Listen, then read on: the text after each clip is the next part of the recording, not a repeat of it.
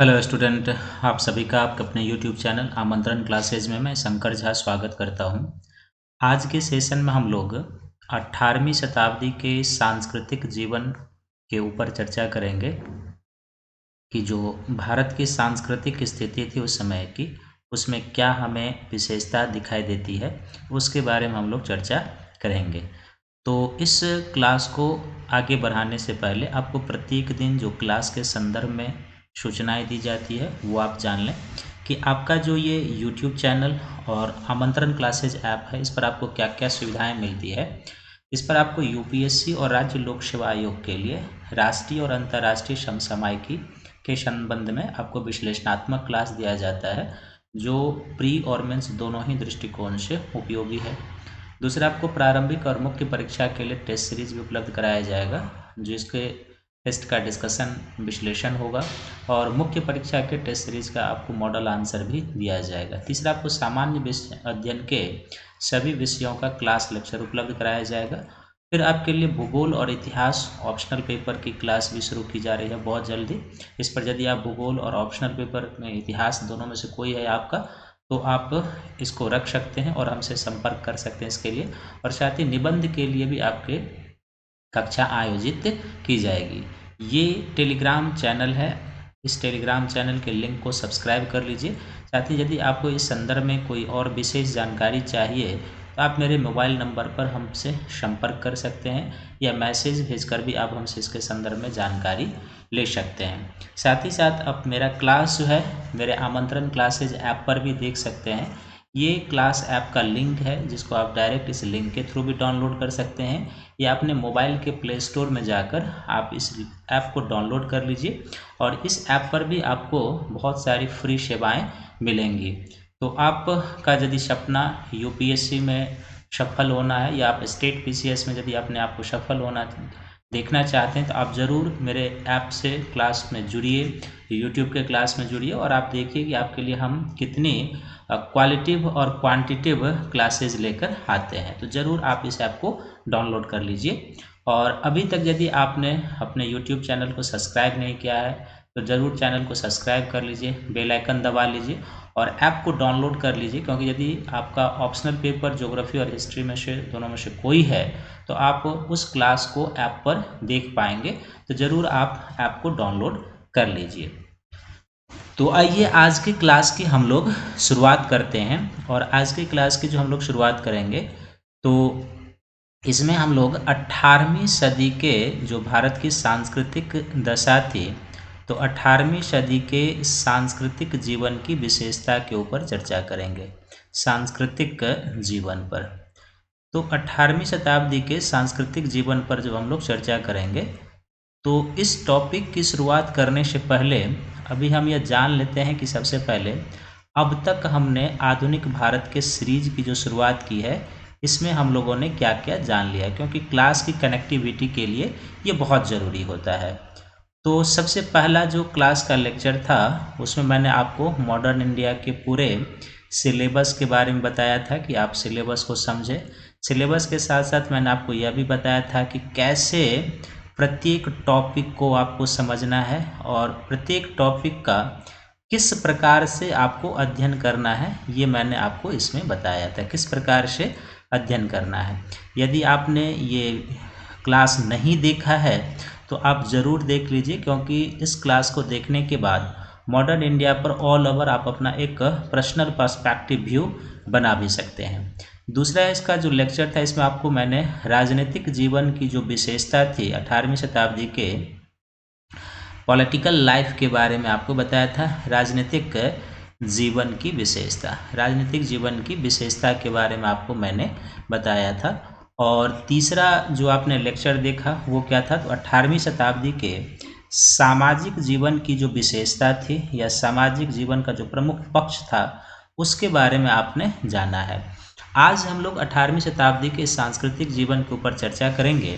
तो इस टॉपिक पर शुरुआत करने से पहले मैं एक प्रश्न यहाँ पर लिख देता हूँ, जो आज के टॉपिक जब एंड हो जाएंगे तो आप बेशक इस मेंस वाले क्वेश्चन को लिखने की स्थिति में होंगे। तो प्रश्न ये है कि क्या क्या सांप्रदायिकता, प्रश्न यहाँ से हम एक उठा रहे हैं क्योंकि आधुनिक भारत में यह भी एक बहुत महत्वपूर्ण चुनौती है राष्ट्र की एकीकरण में। तो क्या सांप्रदायिकता मध्यकालीन इतिहास में देखा जा सकता है? क्या सांप्रदायिकता मध्यकालीन इतिहास में क्या सांप्रदायिकता मध्यकालीन इतिहास में देखा जा सकता है,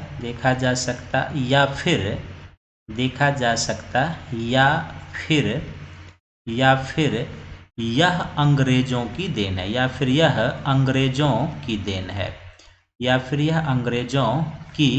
देन है, तो इसके ऊपर जो है सो आपको विश्लेषण करना है। कितने? 250 शब्दों में, या यदि आप आरएस का मेंस लिख रहे हैं तो आपको 100 शब्दों में इसका विश्लेषण करना है।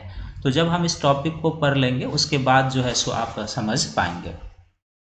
तो चलिए आज के टॉपिक की हम लोग शुरुआत करते हैं। तो आज के टॉपिक की जो शुरुआत है उस टॉपिक का नाम क्या है कि 18वीं शताब्दी के सांस्कृतिक जीवन। तो 18वीं शताब्दी के जो भारतीय लोगों का सांस्कृतिक जीवन था, इस सांस्कृतिक जीवन, तो सबसे पहली बात क्या होती है कि सांस्कृतिक जीवन का एक प्रमुख पक्ष होता है जिसको हम लोग कहते हैं शिक्षा और साहित्य। तो सांस्कृतिक जीवन का ये सबसे प्रमुख एस्पेक्ट होता है शिक्षा और साहित्य। तो शिक्षा और साहित्य जो होता है ये क्या होता है कि सांस्कृतिक जीवन का अर्थ है कि संस्कृति किसका अंग होता है? समाज का। तो इसका अर्थ होता है कि शिक्षा और साहित्य जो है ये सामाजिक जीवन का एक प्रमुख अंग होता है। क्या होता है? सामाजिक जीवन या सामाजिक जो व्यवस्था होती है, सामाजिक व्यवस्था का प्रमुख अंग, सामाजिक व्यवस्था का अंग होता है। जैसे कल भी मैंने आपको बताया था कि आपको इसको किस तरीके से समझना है। तो 18वीं शताब्दी के भारत के साहित्य और शिक्षा की जो थी, तो हमें समाज की तरह साहित्य और शिक्षा के क्षेत्र में भी जड़ता की स्थिति दिखाई देती है। जड़ता की स्थिति कहने का अर्थ है कि साहित्य और जड़ता की स्थिति दिखाई देती है। और जब हम इसे देखते हैं, जड़ता की स्थिति का अर्थ होता है कि इस साहित्य और शिक्षा में क्या था कि प्रगतिशीलता का तत्व कम था। प्रगतिशीलता का तत्व कम था। प्रगतिशीलता का क्या था? का तत्व कम था। प्रगतिशीलता का तत्व कम था। और जाहिर सी बात है कि यदि प्रगतिशीलता का तत्व कम था तो इसका भी कारण था कि 18वीं शताब्दी का साहित्य जो लगभग जड़ की स्थिति में था, प्रगतिशीलता का तत्व कम था। उसका कारण क्या था कि उस समय का जो साहित्य और शिक्षा था 18वीं शताब्दी का, इसका मूल विषय क्या था? तो 18वीं शताब्दी के साहित्य और शिक्षा का जो मूल विषय था वो धर्म, दर्शन और साहित्य की शिक्षा मूल रूप से दी जाती थी। किसकी शिक्षा दी जाती थी? धर्म, दर्शन और साहित्य शिक्षा का मूल विषय था। और धर्म, दर्शन, साहित्य शिक्षा का मूल विषय होने के कारण इसमें प्रगतिशीलता का तत्व जो था वो कम था। ये आपको ध्यान में रखना। और इसका भी रीजन है कि धर्म, दर्शन या साहित्य जो शिक्षा का मूल विषय था, इसके पीछे भी लॉजिक है। इसका रीजन यह था कि चूँकि मध्यकाल में जो मुगल शासक था, तो उस समय क्या था कि जो साहित्य परंपरा थी अधिकांश फारसी लेखन की परंपरा थी, अरबी लेखन की परंपरा थी और उर्दू लेखन की परंपरा थी। तो यदि सरकार के अधीन आपको नौकरी चाहिए, चूँकि मुगलों की जो सरकारी भाषा थी वो फारसी थी, तो आपको फारसी आना चाहिए। धर्म ग्रंथ जो कुरान शरीफ था वो अरबी भाषा में लिखा गया था। यदि आप कुरान की जानकारी चाहते हैं, हदीस की जानकारी लेना चाहते हैं, तो फिर आपको अरबी का अध्ययन करना होगा। सरकार का अधीन आप नौकरी लेना चाहते हैं तो साहित्य के अंतर्गत फारसी का अध्ययन करना होगा। और फिर जो है सो जो कवियों की भाषा के रूप में तुर्की या इस तरीके की थी। तो इसलिए क्या था कि इसमें धर्म, दर्शन और साहित्य का अधिक प्रभाव था। और इस शिक्षा में क्या था कि इसमें विज्ञान का जो कूट था, विज्ञान का प्रभाव कम था। विज्ञान अध्ययन के अंतर्गत नहीं था, विज्ञान नहीं था, गणित को नहीं जोड़ा गया था, और न ही विज्ञान, गणित और खगोल जो है, खगोल इसमें शामिल था। और ना ही इसमें क्या था, भूगोल जैसे विषय को शामिल किया गया था। तो एक ऐसी शिक्षा की प्रणाली जिसमें विज्ञान को शामिल ना किया गया हो, गणित को शामिल ना किया गया हो, खगोल जैसे विषय को, भूगोल जैसे विषय को शामिल नहीं किया गया हो, तो फिर ऐसे शिक्षा में क्या हो सकता है कि प्रगतिशीलता का तत्व, वैज्ञानिक चिंतन का समावेश नहीं हो सकता है। तो इसलिए क्या था कि चूंकि शिक्षा का मुख्य विषय धर्म, दर्शन और साहित्य था, उसमें विज्ञान, गणित, खगोल और भूगोल का स्थान बहुत ही कम था, तो इसलिए यह साहित्य क्या था, प्रगतिशील नहीं था। इसमें हमें जड़ता की स्थिति दिखाई देती है। लेकिन इसके बावजूद भी क्या था कि जो 18वीं शताब्दी का साहित्य था, धीरे धीरे ही सही लेकिन यह विकास जरूर कर रहा था। पूर्णतः जड़ता की स्थिति भी नहीं कह सकते हैं।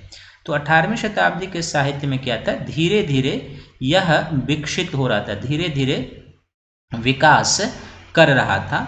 और ये जो धीरे धीरे विकास कर रहा था, इसका हमें कई सारा उदाहरण मिलता है कि उस समय का साहित्य जो था 18वीं शताब्दी का, ये धीरे धीरे विकास हो रहा था। तो इस समय हमें कई उदाहरण मिलते हैं। जैसे सबसे पहला हम ले लें तो इस समय 18वीं शताब्दी में क्या हुआ, उर्दू भाषा और साहित्य का अधिक विकास हुआ था। उर्दू भाषा और साहित्य का, उर्दू भाषा और साहित्य का किसके समय, तो उत्तरवर्ती मुगल शासक के समय इसका अधिक विकास हुआ था, उत्तरवर्ती मुगल के अधीन। और उत्तरवर्ती मुगल के अधीन जो ये उर्दू साहित्य का विकास हुआ था, उसमें भी किसके समय, तो खासकर जो मोहम्मद शाह रंगीला शासक था, तो मोहम्मद शाह रंगीला के समय में उर्दू साहित्य का अधिक विकास हुआ था। इसके समय दो प्रसिद्ध उर्दू के कवि थे, जिनमें एक का नाम था मीर सौदा और दूसरे का नाम था नज़ीर। तो मीर सौदा और मीर नज़ीर जैसे जो हैं इस समय के उर्दू कवि दिखाई देते हैं हमें। तो उर्दू साहित्य का विकास हुआ था। दूसरा इस समय हम देखते हैं कि इस समय एक तरीके से मलयालम भाषा और साहित्य का विकास हुआ। तो मलयालम भाषा और साहित्य का विकास कहाँ हुआ था, तो केरल में मलयालम भाषा और साहित्य का विकास हुआ था। केरल में दो शासक वहाँ के थे प्रमुख, उनके संरक्षण में मलयालम भाषा और साहित्य का विकास हुआ था। तो इसमें एक था जिसका नाम था राजा मार्तंड वर्मा। क्या कहेंगे इनको, राजा मार्तंड वर्मा। तो राजा मार्तंड वर्मा और दूसरे राजा राम वर्मा के नेतृत्व में, तो राजा मार्तंड वर्मा और राजा राम वर्मा के नेतृत्व में क्या हुआ था, मलयालम साहित्य का विकास हुआ। और इस समय मलयालम साहित्य के जो प्रमुख कवि थे उनका नाम था कुंचन नाम्बियार। तो कुंचन नाम्बियार जो थे इस समय 18वीं शताब्दी में मलयालम भाषा और साहित्य के एक पुरोधा कवि के रूप में हमें दिखाई देते हैं। तीसरा जिस भाषा और साहित्य का इस समय विकास हुआ था वो क्या था, तो तमिल भाषा और साहित्य का भी हमें विकास होता हुआ दिखाई देता है। तो तमिल भाषा और साहित्य का जो है दक्षिण भारतीय राज्यों में विकास हुआ था। इस समय तमिल भाषा और साहित्य के प्रमुख एक कवि हैं जिनका नाम था तयु मानवर। क्या नाम था उनका, तयु मानवर। तयु मानवर इस समय एक पुरोधा कवि के रूप में उभर कर सामने आते हैं और इन्होंने एक काव्य लिखा था तमिल भाषा में जिसको हम लोग सित्तर काव्य के नाम से जानते हैं। क्या कहते हैं, सित्तर काव्य के नाम से जानते हैं। तो तमिल भाषा में तयु मानवर ने सित्तर काव्य लिखा और इसमें मंदिर प्रबंध के विषय में लिखा गया। मंदिर का प्रबंध कैसे होता था उस समय, तो मंदिर प्रबंध के विषय में इसमें लिखा गया है। तो तमिल साहित्य के समान चौथा जिस भाषा और साहित्य का इस समय विकास हुआ था वो कौन था, पंजाबी भाषा और साहित्य का विकास हुआ। तो पंजाबी भाषा और साहित्य के समय जो एक प्रमुख कवि थे उनका नाम था वारिस शाह। क्या कहते हैं, वारिस शाह कहते हैं। और वारिस शाह ने एक महाकाव्य की रचना की जिसको हम लोग क्या कहते हैं, हीर रांझा कहते हैं। हीर रांझा नामक महाकाव्य की इन्होंने रचना की और आगे चलकर आप देखते हैं कि इसी हीर रांझा महाकाव्य के आधार पर बॉलीवुड में कई सारे हीर रांझा मूवी का भी जो है सो प्रोड्यूसन किया गया था। तो चौथा, पांचवा, पंजाबी के साथ साथ इस समय सिंधी भाषा और साहित्य का भी अधिक विकास हुआ था। तो सिंधी भाषा और साहित्य में जो है ना, अभी के समय में एक प्रमुख कवि हैं जिनका नाम है अब्दुल लतीफ़। तो अब्दुल लतीफ़ इस समय के प्रमुख सिंधी कवि, जिन्होंने एक काव्य की रचना की जिसका नाम है रिसालो। तो जिस तरीके से पंजाबी भाषा में हीर रांझा को स्थान प्राप्त है, ठीक उसी तरीके से सिंधी भाषा में रिसालो को भी स्थान प्राप्त है। छठा, इस समय आप देखेंगे तो असमिया भाषा और साहित्य का भी इस समय विकास होता है। तो असमिया भाषा और साहित्य का जो विकास होता है, यहाँ पर असम में अहोम राजा हुआ करते थे। तो अहोम राजाओं के संरक्षण में यहाँ पर असमिया भाषा का विकास हुआ था। अहोम राजाओं के संरक्षण में असमिया भाषा और साहित्य का विकास हुआ था। इसी प्रकार से सातवां यदि हम एक और ले लें तो वो क्या हो जाएगा, गुजराती भाषा और साहित्य। गुजराती भाषा और साहित्य, तो गुजराती भाषा और साहित्य के विकास में दयाराम नामक गुजराती कवि, ये दयाराम नामक एक गुजराती कवि थे। दयाराम नामक गुजराती कवि का क्या है, विशेष योगदान है। गुजराती कवि का विशेष योगदान है। तो इस तरीके से क्या है कि 18वीं शताब्दी में जो हमें साहित्य और जो शिक्षा दिखाई देता है, उसमें क्या दिखाई देता है वो आप ध्यान से देखेंगे। तो 18वीं शताब्दी के शिक्षा और साहित्य जो था, ये सामाजिक जीवन का क्या था, एक अभिन्न अंग था। लेकिन कुल मिलाकर हमें इसमें क्या दिखाई देती है, जड़ता की स्थिति दिखाई देती है। अर्थात इस समय का जो साहित्य था, जो शिक्षा था, वो प्रगतिशील नहीं कहा जा सकता। प्रगतिशील नहीं कहा जा सकता क्यों? क्योंकि इस साहित्य में और शिक्षा में क्या था, खासकर शिक्षा में विषय के रूप में धर्म, दर्शन और साहित्य को विशेष स्थान दिया गया था, जबकि उसमें विज्ञान, गणित, खगोल और भूगोल का कोई स्थान नहीं था। तो जाहिर सी बात है कि जब आप विज्ञान, गणित, खगोल, भूगोल का स्थान नहीं देंगे तो उस शिक्षा में चिंतनशीलता का, वैज्ञानिक दृष्टिकोण का, तर्क का, बुद्धिवाद का, इन चीज़ों का विकास कम होगा। तो यही रीजन है कि हम मानते हैं कि इस समय का जो शिक्षा था उसमें हमें कुछ जड़ता की स्थिति दिखाई देती। लेकिन फिर आपको थोड़ा सा और क्या आगे बढ़ जाना है कि पूर्ण रूप से जड़ता की भी स्थिति नहीं थी। ये साहित्य क्या था कि धीरे धीरे मंथर गति से ही सही लेकिन विकास कर रहा था। और जिसका उदाहरण हमें मिलता है, इस समय उर्दू साहित्य का विकास होता है, उर्दू भाषा और साहित्य का किनके संरक्षण में, तो उत्तरवर्ती मुगलों के संरक्षण में। और उत्तरवर्ती मुगलों में भी खासकर किसके, तो मोहम्मद शाह रंगीला के समय जो है मीर सौदा और नज़ीर नामक, फिर मिर्जा गालिब, बहुत सारे कवि इस समय होते हैं जो, और आगे थोड़ा सा चले जाएंगे तो मुगल बादशाह बहादुर शाह जफर खुद जो थे सो एक उच्च कोटि के शायर थे। फिर दूसरा आप देखेंगे तो मलयालम भाषा और साहित्य का विकास होता है, कहाँ पर, तो केरल में। वहाँ के दो शासक जो राजा मार्तंड वर्मा थे और जो राजा राम वर्मा थे, इनके संरक्षण में मलयालम भाषा और साहित्य का विकास हुआ। और इस समय कुंचन नाम्बियार एक प्रमुख कवि थे जो मलयालम भाषा और साहित्य के पुरोधा कवि माने जाते हैं। इसी प्रकार तमिल भाषा और साहित्य का विकास हुआ। इस समय तयु मानवर तमिल भाषा और साहित्य के एक सर्वश्रेष्ठ कवि के रूप में सामने हमें दिखाई देते हैं। इन्होंने सित्तर काव्य की रचना की थी, जिसका विषय क्या है, तो मंदिर प्रबंध के बारे में इसमें लिखा गया है। इसी प्रकार पंजाबी भाषा और साहित्य का विकास हुआ। इसमें सर्वश्रेष्ठ योगदान किसका है, तो वारिस शाह नामक कवि का है। इन्होंने हीर रांझा महाकाव्य की रचना की थी।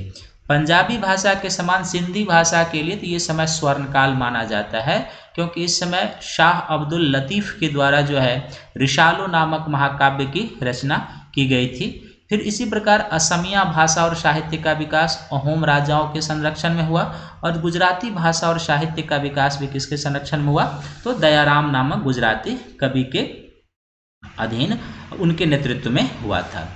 इसके अलावा आप देखोगे तो शिक्षा जो था, एक तरीके से आप देखेंगे कि शिक्षा को थोड़ा सा यदि और हम डिटेल ले लें तो इस शिक्षा में क्या था कि मूल रूप से जैसे मैंने पहले ही कहा कि चूंकि मध्यकाल में मुगलों का अधीन क्या था कि फारसी जो था सरकारी कामकाज की भाषा थी। फारसी क्या था, इस समय सरकारी कामकाज की भाषा थी, सरकारी कामकाज की भाषा थी, सरकारी कामकाज की भाषा थी। तो जाहिर सी बात है कि यदि आपको सरकारी नौकरी लेना है तो फिर क्या होगा, आपको फारसी का अध्ययन करना होगा। तो फारसी का जो मुस्लिम उच्च शिक्षा का उच्च केंद्र होता था, इसको क्या कहा जाता था, मदरसा कहा जाता था। आज भी होता है मदरसा। और इनके जो प्राथमिक शिक्षा के केंद्र होते थे मुसलमानों को, उनको क्या कहा जाता था, मकतब कहा जाता था, मकतब। तो मुसलमानों के लिए जो प्राथमिक शिक्षा का केंद्र होता था, जिसको हम लोग प्राइमरी स्कूल आज कहेंगे, तो इनके प्राथमिक शिक्षा का जो केंद्र होता था, जहाँ पर ये प्राइमरी शिक्षा ग्रहण करते थे, उसको क्या कहा जाता था, मकतब। और जहाँ पर ये उच्च शिक्षा ग्रहण करते थे, तो उच्च शिक्षा के केंद्र को क्या कहा जाता था, मदरसा कहा जाता था। उच्च शिक्षा के केंद्र को मदरसा। और उच्च शिक्षा के केंद्र में जनरली किसका, फारसी विषय का अध्ययन होता था, क्योंकि ये सरकारी कामकाज की भाषा थी। दूसरा, अरबी का अध्ययन होता था, अरबी का अध्ययन को प्रोत्साहन दिया जाता था, क्योंकि ये किसकी थी, जो कुरान शरीफ है, तो ये धर्म ग्रंथ की भाषा थी। तो यदि आप कुरान शरीफ हदीस का ज्ञान चाहते हैं तो अरबी भाषा का अध्ययन होता था। और फिर थोड़ा बहुत क्या था कि उर्दू भाषा को भी जो है सो प्रोत्साहन दिया जाता था। तो ये जो शिक्षा प्रणाली थी, ये किन के लिए थी, तो मुसलमानों के लिए जो शिक्षा प्रणाली थी वो हमें इसी प्रकार की थी। जो हिंदू वर्ग के लोग सरकारी कामकाज चाहते थे, उनको भी फारसी का अध्ययन करना होता था।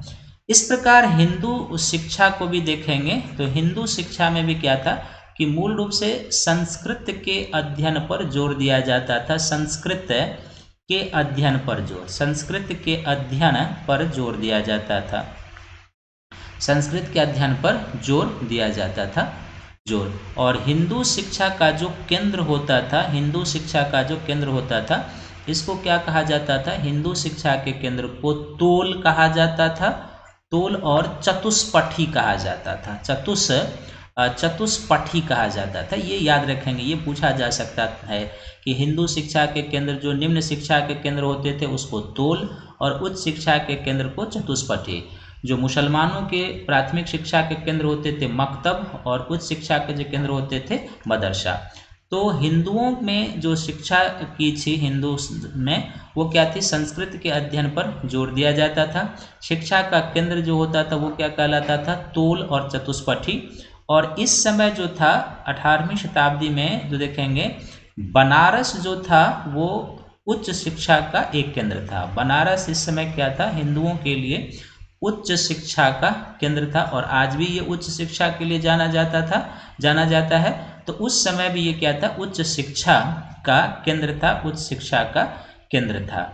तो इस समय से ये शिक्षा के बारे में, और जो आपने साहित्य भाषा को देखा है, आप याद रखेंगे 100% यहाँ से आपको पीटी में भी कई सारे एग्जाम में पूछा जाएगा, और मेंस में। ये तो आपको एज इट इज़ याद रखना है, क्योंकि आपके पीटी में भी मैच करने के लिए आएगा, और मेंस में भी 18वीं शताब्दी के सांस्कृतिक जीवन पर लिखना हो, सामाजिक जीवन पर, तो आप इसको यदि इस तरीके से इनकॉर्पोरेट कर देंगे तो निसंदेह आपके आंसर की क्वालिटी बढ़ेगी और आप अच्छे नंबर अचीव कर पाएंगे। और शिक्षा के बारे में जो ये मैंने कुछ फैक्ट बता दिया है कि मकतब क्या होता था, मदरसा क्या होता था, तोल क्या होता था, चतुष्पठी क्या होता था, इसको अच्छे से ध्यान में रखना है। तो फिर क्या होगा कि जो कुछ फैक्चुअल चीज़ें हैं वो भी आपसे छूटेगा नहीं। अब जो सांस्कृतिक या सामाजिक जीवन का एक और पक्ष था, जो इसका विकास 18वीं शताब्दी में हुआ था, उसको हम लोग क्या कहते हैं, कला और स्थापत्य। उस समय किसका विकास हुआ था, तो कुछ कला और स्थापत्य के क्षेत्र में भी हमें विकास दिखाई देता है। कला और स्थापत्य के क्षेत्र में, कला और स्थापत्य के क्षेत्र में। तो जैसे समाज में आपने देखा कि शिक्षा और साहित्य का धीरे धीरे ही सही लेकिन विकास हो रहा था, तो इस समय कला और स्थापत्य के क्षेत्र में भी कुछ हमें अद्भुत कलाकृतियाँ दिखाई देती हैं। इनमें सबसे पहला क्या था कि एक है लखनऊ का इमामबाड़ा। कौन सा बना था 18वीं शताब्दी में, तो लखनऊ का इमामबाड़ा, लखनऊ का इमामबाड़ा है। तो ये जो आपके सामने में स्क्रीन है, यही लखनऊ का इमामबाड़ा है। आप देख सकते हैं कि कितनी सुंदर स्थापत्य का नमूना है जो 18वीं शताब्दी का है। तो ये लखनऊ का इमामबाड़ा जो है इसको बनाया किसने था? इसको बनाया था अवध के नवाब के द्वारा बनाया गया था, अवध के नवाब। और अवध के नवाब के द्वारा बनाया गया तो उसका क्या नाम था? तो आसफ उद्दौला के द्वारा ये बनाया गया था, आसफुद्दौला के द्वारा। तो पीटी में तो डायरेक्ट पूछा जाएगा कि लखनऊ का इमामबाड़ा जो 18वीं शताब्दी में निर्मित है, इसे किसने बनाया था? तो आसफुद्दौला ने बनाया था। और इस इमामबाड़ा के बनाने का उद्देश्य क्या था? तो मूल रूप से मुहर्रम पर्व को, मूल रूप से किस लिए? तो मूल रूप से मुहर्रम पर्व को सेलिब्रेट करने के लिए ये बनाया गया था, मुहर्रम पर्व को सेलिब्रेट करने के लिए।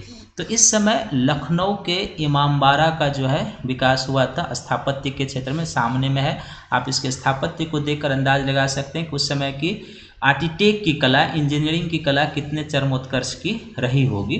तो ये लखनऊ में है। दूसरा, इस समय आप क्या देखेंगे कि जो स्थापत्य और कला के क्षेत्र में जो है ना, इस समय पहाड़ी चित्रकला शैली का विकास हुआ। इस समय पहाड़ी चित्रकला शैली का, पहाड़ी चित्रकला शैली का विकास हुआ, पहाड़ी चित्रकला शैली।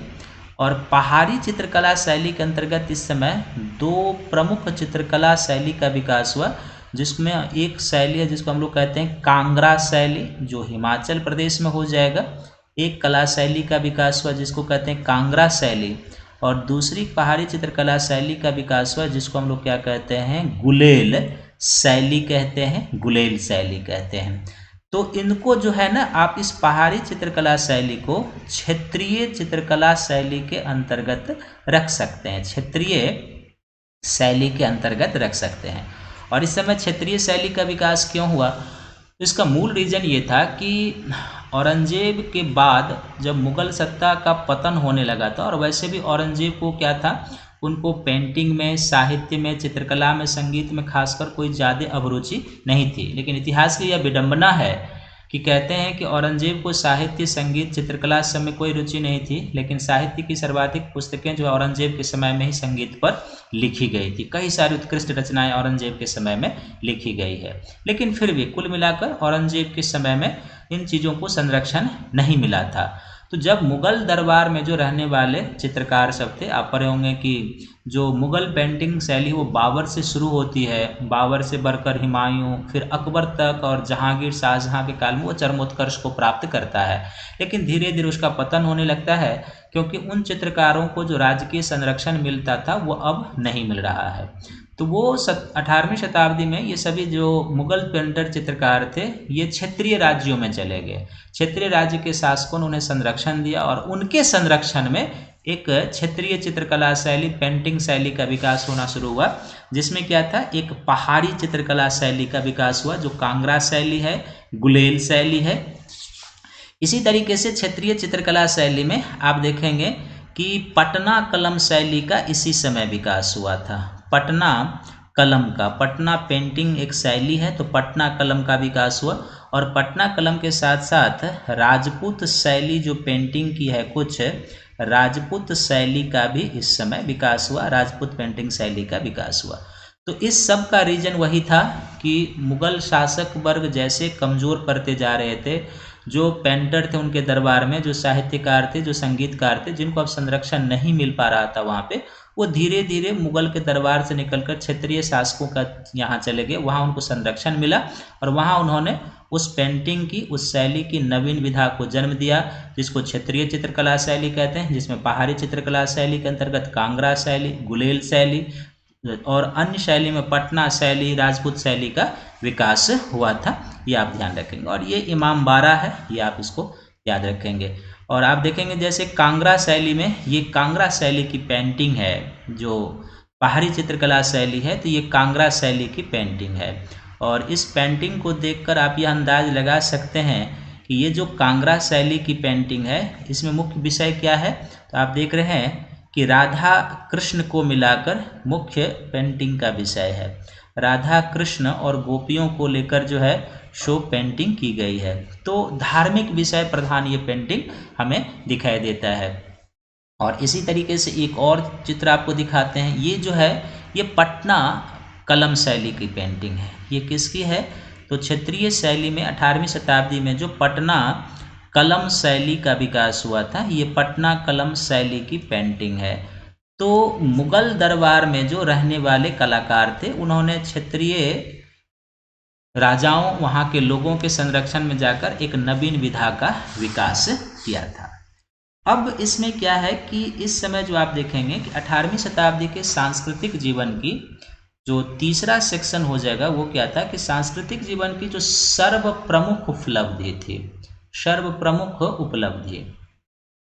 तो सांस्कृतिक जीवन की 18वीं शताब्दी के सांस्कृतिक जीवन की जो सर्व प्रमुख उपलब्धि थी वो क्या थी? तो जो आज के क्लास शुरू होने से पहले मैंने प्रश्न लिखा था, उसका उत्तर अब आपको यहीं से मिलना शुरू हो जाएगा। तो 18वीं शताब्दी के सांस्कृतिक जीवन की जो सबसे प्रमुख उपलब्धि थी वह थी हिंदुओं और मुसलमानों के बीच एकता। हिंदुओं और मुसलमानों के बीच एकता जो था वो सर्वश्रेष्ठ उपलब्धि थी। हिंदुओं और मुसलमानों के बीच एकता, हिंदुओं और मुसलमानों के बीच क्या था? एकता, ये सर्वश्रेष्ठ उपलब्धि। इसका अर्थ ये हुआ कि हिंदुओं और मुसलमानों के बीच एकता का स्थिति का अर्थ है कि इसको कई उदाहरणों से हम समझ सकते हैं। इसका अर्थ ये है कि हमारे यहाँ 18वीं शताब्दी में या मध्यकाल में सांप्रदायिकता नाम की कोई चीज़ नहीं थी। इसका अर्थ क्या निकलता है कि 18वीं सदी से पहले, इसका अर्थ ये निकलता है कि 18वीं सदी से पहले, 18वीं सदी से पहले भारत में सांप्रदायिकता नामक कोई चीज़ नहीं थी। भारत में सांप्रदायिकता नामक क्या थी? कोई चीज़ नहीं थी। सांप्रदायिकता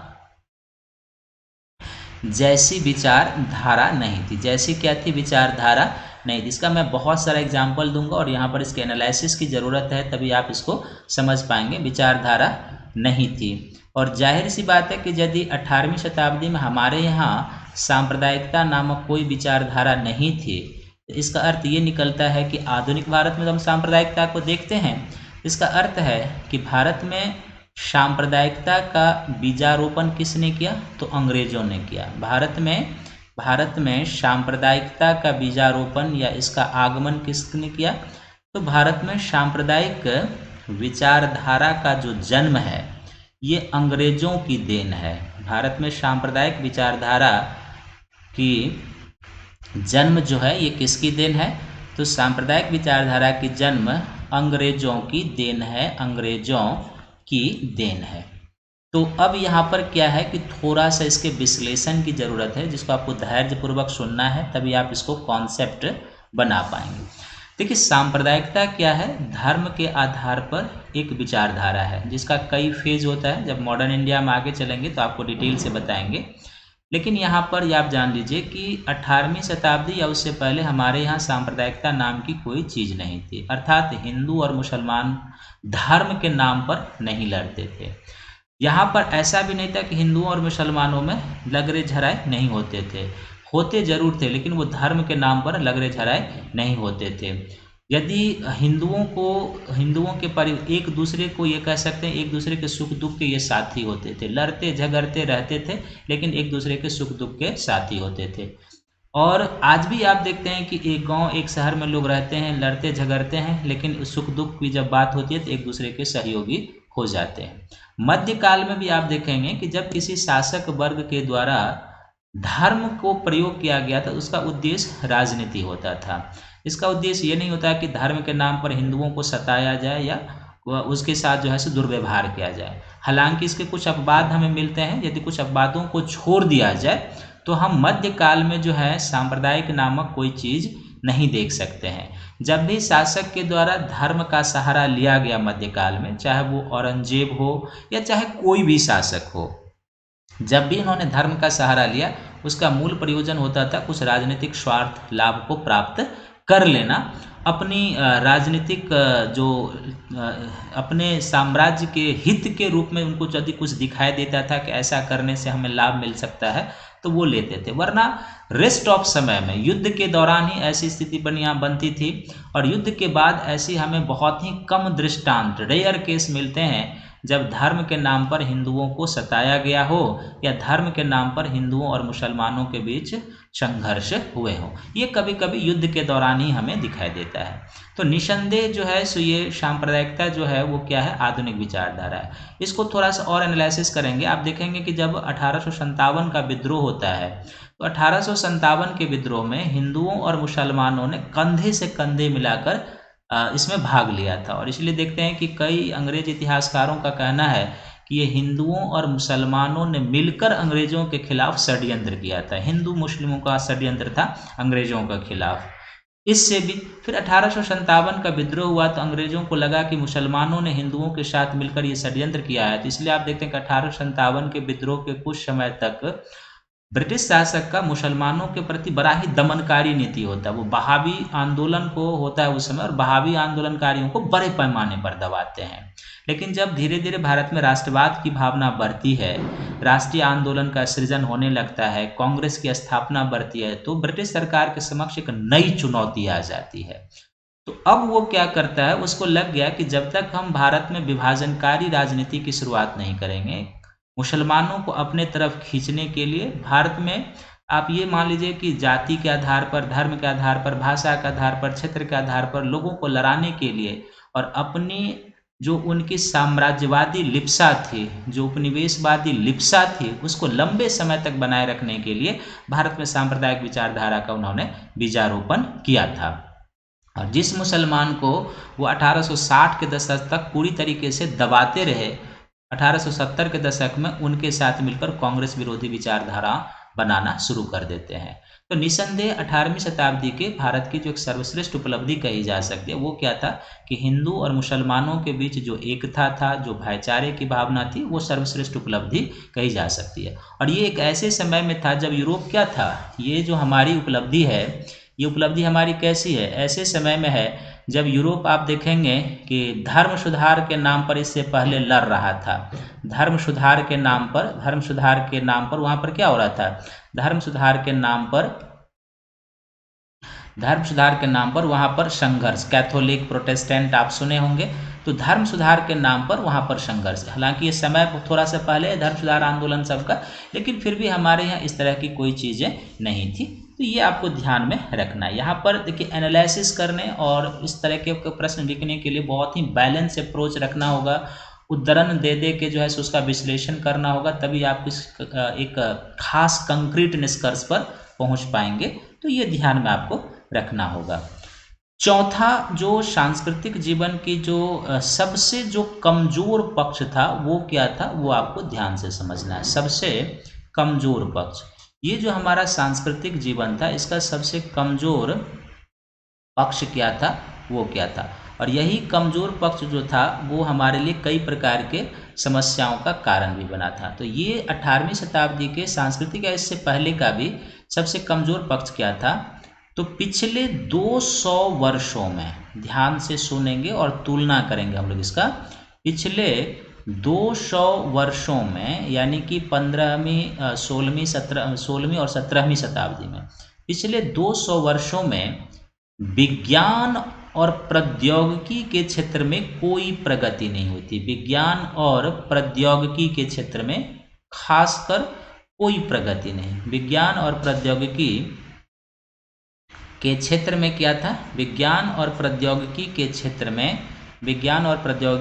में कोई प्रगति नहीं हुई थी, कोई प्रगति नहीं।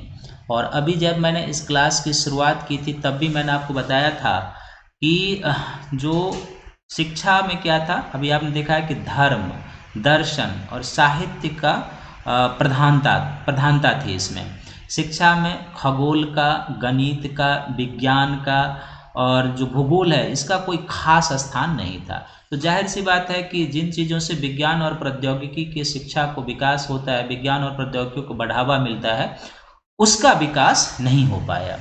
और ये जो 200 वर्ष हमारे यहाँ जब कोई विज्ञान और प्रौद्योगिकी का विकास नहीं हो पाया, प्रगति नहीं हो पाया, ठीक ऐसे ही समय में इसी 200 वर्षों में यूरोप में विज्ञान और प्रौद्योगिकी में अभूतपूर्व प्रगति हुई थी। यूरोप में क्या हुआ था, यूरोप में विज्ञान और प्रौद्योगिकी के क्षेत्र में, विज्ञान एवं प्रौद्योगिकी के क्षेत्र में क्या हुआ था, यहाँ पर विज्ञान और प्रौद्योगिकी के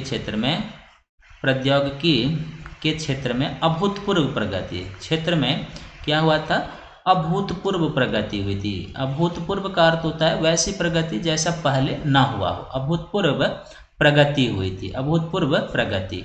और ये अभूतपूर्व प्रगति जो हुई थी ये विज्ञान के हर एक क्षेत्र में, यानी कि इस समय भौतिक विज्ञान के क्षेत्र में भी यहाँ पर काफ़ी प्रगति हुई थी। जो न्यूटन है, कोपरनिकस हैं, गैलीलियो हैं, सब इसी पिछले 200 वर्षों में भौतिक विज्ञान के क्षेत्र में। इसी तरीके से रसायन विज्ञान के क्षेत्र में अभूतपूर्व प्रगति। इसी तरीके से इस समय जो जीव विज्ञान का क्षेत्र है, खासकर जो मानव रक्त परिसंचरण सबका सिद्धांत है उसके क्षेत्र में।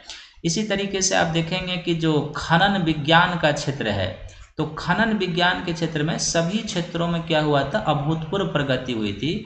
और यूरोप में जो पिछले 200 वर्षों में अभूतपूर्व प्रगति हुई थी इसको एक एज के नाम से जाना जाता है, जिसको हम लोग कहते हैं एज ऑफ इनलाइटमेंट कहते हैं। इसको क्या कहते हैं, प्रबोधन का युग कहते हैं। क्या कहते हैं, प्रबोधन का युग कहते हैं। तो प्रबोधन का युग कहते हैं, और प्रबोधन के युग में बड़े पैमाने पर विज्ञान और प्रगति का विकास हुआ था। इस प्रबोधन के युग में आप देखेंगे तो पिछले 200 वर्षों में यूरोप में जो है ना, बहुत बड़े बड़े चिंतक और दार्शनिक, ये इस समय चिंतकों और दार्शनिकों का काल है। प्रबोधन का जो युग है ये चिंतकों और दार्शनिकों का काल है। तो आप देखिए यूरोप में क्या हो रही है और हमारे यहाँ चिंतकों और दार्शनिकों का काल है ये समय पिछले 200 वर्षों में। तो चिंतकों और दार्शनिकों का काल कौन है इस समय, तो यही वो समय है जब रूसो हुए। कहते हैं कि रूसो ना होता तो फ्रांस की क्रांति ना होती। रूसो हुए, रूसो के साथ साथ इसी समय जो है सो वाल्टेयर हुए थे। वाल्टेयर के साथ साथ इसी समय जो है सो मॉन्टेस्क्यू हुए थे। मॉन्टेस्क्यू के साथ साथ इसी समय क्या हुए थे, दिदरो हुए थे। इसी समय दिदरो के साथ साथ क्या हुए थे, क्वेसने हुए थे। तो इस तरीके रूसो, मॉन्टेस्क्यू, दिदरो, वाल्टेयर, क्वेसने, कांट का नाम सुना होगा।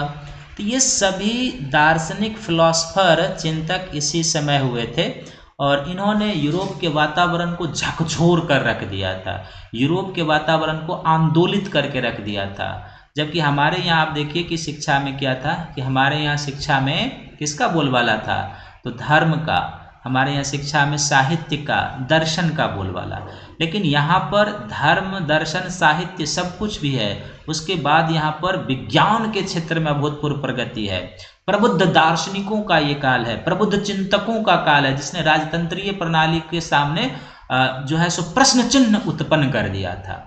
तो ये जो पिछला 200 वर्ष हमारा बीता था, जिसमें हमने विज्ञान और प्रौद्योगिकी के क्षेत्र में कोई खास प्रगति नहीं की थी, और यूरोप जो पिछले 200 वर्षों में विज्ञान और प्रौद्योगिकी के क्षेत्र में अभूतपूर्व प्रगति कर चुका था, दार्शनिक और चिंतन के क्षेत्र में अभूतपूर्व प्रगति कर चुका था, कई परिवर्तनों के दौर से गुजर रहा था और वो आधुनिकता के दहलीज पर आ चुका था। तो एक ऐसा महाद्वीप, एक ऐसे महाद्वीप का देश सब जो प्रबोधन के दौर से गुजर चुका है, जो धर्म सुधार आंदोलन के दौर से गुजर चुका है, जो पुनर्जागरण के दौर से गुजर चुका है, जो भौगोलिक खोज के दौर से गुजर चुका है।